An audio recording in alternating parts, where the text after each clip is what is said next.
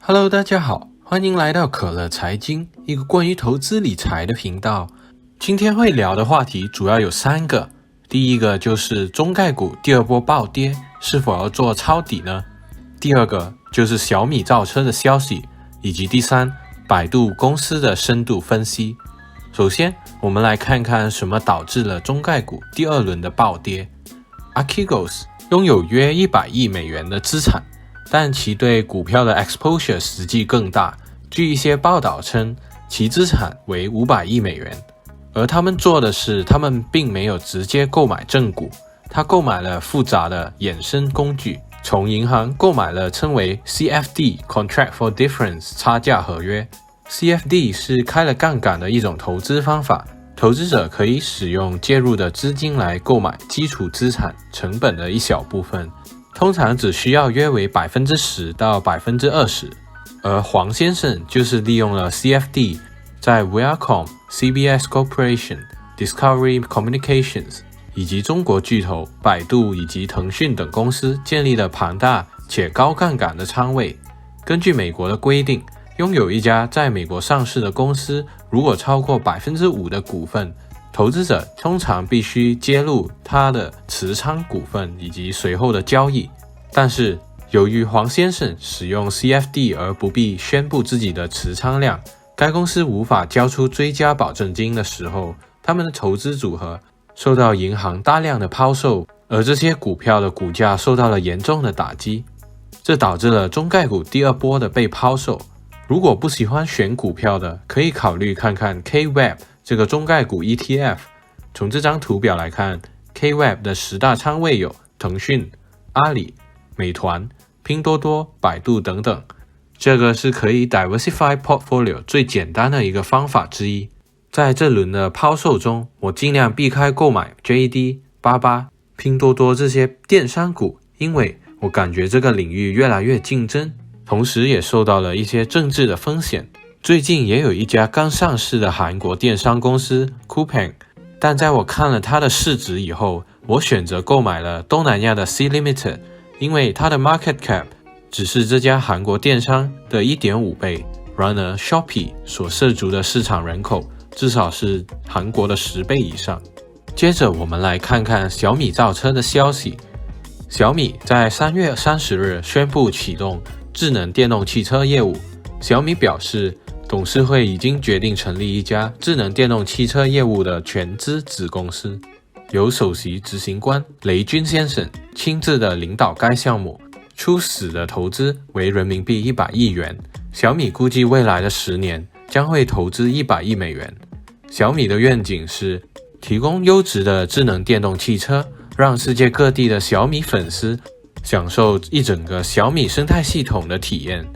小米在做出这样的决定之前，已经进行了深入的研究以及内部评估。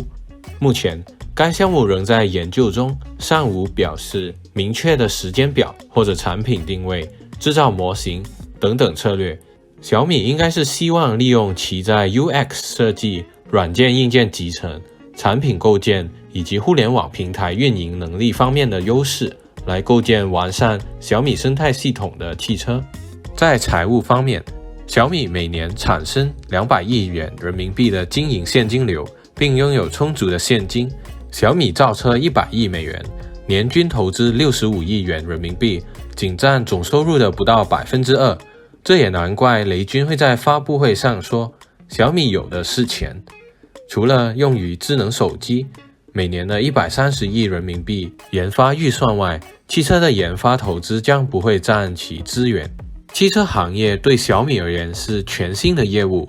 这项投资对小米的财务以及投资者的回报预期以及股价估值将会产生重大的影响。新的电动汽车业务可以为小米提供巨大的增长机会，而电动汽车以及自动驾驶趋势将会为小米打开一扇窗。凭着出色的硬件以及实惠的价格，小米在手机市场已经成为了3大品牌之一，所以小米的粉丝数量绝对可以说是非常庞大的。鉴于电动汽车行业近期的热度，我预计市场将会做出积极的反应，分析师们也会给小米带来更高的估值。可是我个人并不那么看好小米造车，主要有3个原因。第一，起步有点晚了。第二，小米的产品定位并不像蔚来，所以并没有定价的优势，利润率也会较低。对于烧钱的电动车行业来说，可能会更慢地达到正利润率。第三，小米是否拥有顶级的软件工程师来发展自动驾驶技术，还是会采用第三方的解决方案，这对估值都会有非常大的影响。总结来说，我是不会因为这个消息而买入小米股票的，我反而更看好苹果造车的消息。最后我们来看看百度这家公司的基本面分析。小米宣布造车的时候，反而是百度的股价吸引了我的注意。ARK 的木头姐也已经购买超过了10亿美元的百度。在上周，我参与了百度管理层的电话会议，主要提到的4个主题是：第一，百度核心的广告恢复；第二，自动驾驶技术的更新；第三，百度 AI 云；第四，股份回购计划。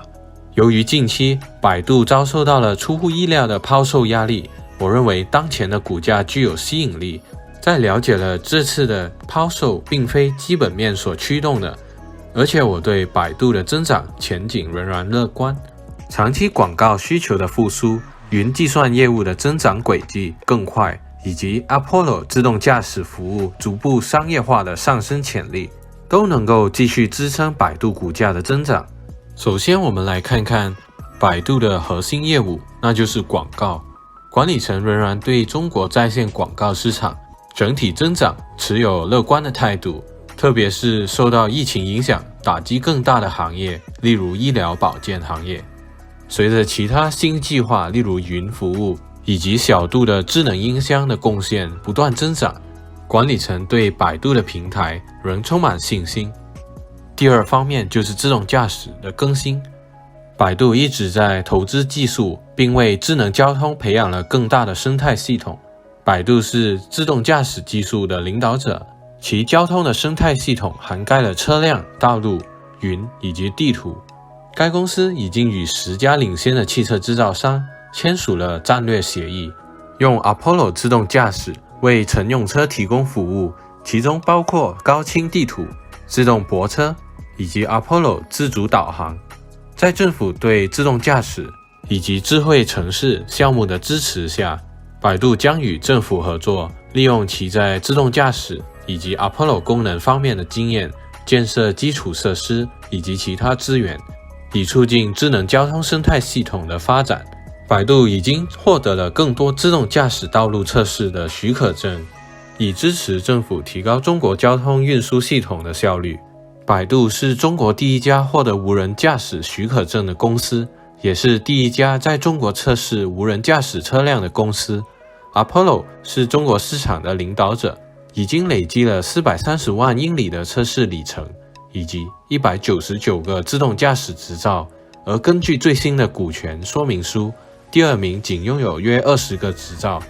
百度的 Robotaxi 目前在北京、广州以及长沙运营。另外3个城市获得了测试许可证，分别是上海、沧州以及重庆。根据报告，2025年 Robotaxi 的总潜在市场预计将达到15万亿元人民币。由百度以及吉利共同创立的合资企业将正式命名为极度汽车。百度将会拥有 55% 的股份，而吉利将会持有其余的 45% 的股份。这表明了百度在合资企业决策中的主导地位。随着 Apollo 的加速采用，极度汽车的目标是最迟在2024年推出首款车型，它将会结合百度最新的自动驾驶技术。在3月10日，百度正式宣布成功中标四川省成都市 5G 智能城市的智能驾驶项目，合同大约价值1亿元人民币。该项目是成都第一个智能驾驶项目，涵盖了从研发到商业化的自动驾驶所需的基础设施以及演示的建设。百度预计该项目完成后， Apollo 将能够在未来为大众引入自动驾驶服务，例如无人驾驶汽车以及 Robotaxi。百度专注的第3个领域就是百度云。目前阿里云仍是中国市场的最大参与者，占有 40% 的份额，其次是华为云，占有 17%， 以及腾讯云，占有 15%。百度目前只排名第4，占有市场份额的 8%。可是，在政府、企业、互联网、交通、医疗保健以及金融领域的增长推动下，百度 AI 云在本季度与同行相比，获得了最大市场份额的增长。百度云的目标是抓住中国的智能交通机遇，百度也宣布了今年开始大规模的生产昆仑 AI 芯片，用于搜索、工业 AI 以及智能交通。这将有助于政府更好地了解城市的交通密度，从而实施更好的政策来解决如交通拥堵、交通事故等挑战。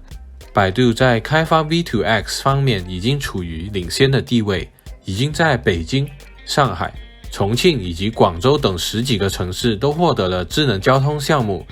利用 AI 技术帮助这些城市改变交通的状况、道路的安全以及空气的质量。百度已经完成了广州智能交通项目的第1阶段，覆盖了广州黄埔区的102个交叉路口。进入附近的商用车正在安装杜尔 OS， 以增强交通的管控。第4个方面，股票回购。百度目前到2022年回购的股票总额为19亿美元。此外，该公司还扩大了股票回购计划，增至45亿美元，其中的28亿美元仍有待回购，直到2022年12月31日才截止。百度手头上拥有充足的资金，用于回购股票，以及未来任何潜在的并购活动。接着，让我们来看看我个人对百度的股票操作。股票名称：百度，股票代码 BIDU， 目前的价格为219美元，目标价格约为350美元，回报率大约有 60%。我建议的买入价格介于190到220美元之间。以目前的价格来看，我个人认为百度还是个不错的买入点。不知道大家对百度的 AI 技术是否有信心呢？商业的执行能力是否能赶得上腾讯、阿里这2个大厂，恢复当年的 BAT 称号，成为中国3大科技公司？好了，这集的影片就到这里，大家喜欢的话记得按赞、订阅、加分享，我们下一集再见，拜。